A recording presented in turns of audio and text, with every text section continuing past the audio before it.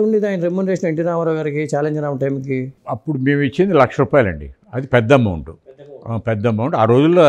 దాని తర్వాత మేము అంటే మీకని తక్కువకి చేశారేమో ఇంకా బయట? లేదండి, ఆ రోజుల్లో అంతేనండి. ఎనీ హీరో అప్పుడు నాగేశ్వరరావు గారు వీళ్ళు తీసుకునే అమౌంట్ ఇంతే, 1,00,000 కంటే ఎక్కువ లేదు. ఇద్దరు సమానంగా ఉండేవాళ్ళు. సమానంగా ఉండేవాళ్ళు. ఆయన అడిగి ఒకసారి అడుగుతాడు నాగేశ్వరరావు గారు, రామారావు గారికి ఎంత ఇచ్చారు ఏంటి అని అడిగేవారు. ఈయన పట్టించుకునేవాడు కాదు, నాది ఇదే అని ఫిక్స్ అయిపోయేవారు. నాకు ఇంకోటి గమ్మత్తు, ఈ సంసారం పిక్చర్ రామారావు గారికి వండిస్తే సరే, నెక్స్ట్ మేము పొగరబోతని ఒక పిక్చర్ చేసాం.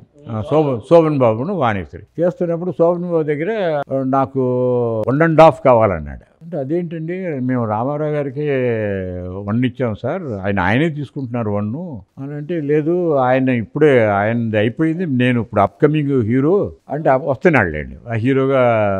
జీవన తరంగాలు హిట్స్ జరిగి. సో ఇవి అంటే ఒక హీరో ఒక మార్పులు అక్కడ కనబడుతూ ఉంటాయి.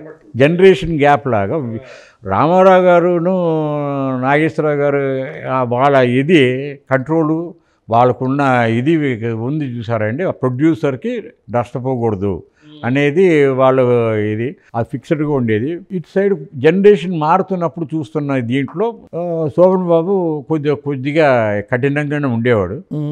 నాది ఇంతే, నా రెమ్యూనరేషన్ ఇంతే.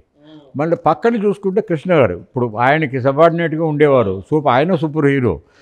ఆయన ఎంత బోలా మనిషి అంటే ప్రొడ్యూసర్కి ₹1 కూడా నష్టపోకూడదు. ఇప్పుడు ₹1,00,000 నువ్వు అన్నాడు అనుకో, నువ్వు 75 ఇవ్వు ప్రసాద్ నాకు చాలు అని టైప్ అయింది. ఓకే, రామారావు గారికి 1 ఇస్తున్నావు కదా, నాకు 75 చాలండి ఆ టైప్ అంతే చేసేవారు. ఒకవేళ ఇప్పుడు గాలిపటాలు మేము తీసాం కదా, అది ఆ దెబ్బ తిన్నాక ప్రసాద్ నువ్వు ఏం ఫీల్ అవ్వక నా డాడీకి చెప్పు, ఇంకో పిక్చర్ నేను ఇస్తాను, ఫ్రీగానే చేసుకోమను, ఇదేం లేదు అని చెప్పేవాడు. ఇలా అంత ఇదిగా ఉండేవారండి. మరి ₹1,00,000 ఇచ్చారా శోభన్ బాబుకి? ఇచ్చామండి. అంటే ఎన్టీ రామారావు గారి కన్నా ఎక్కువ రెమ్యునరేషన్ తీసుకున్నాడు.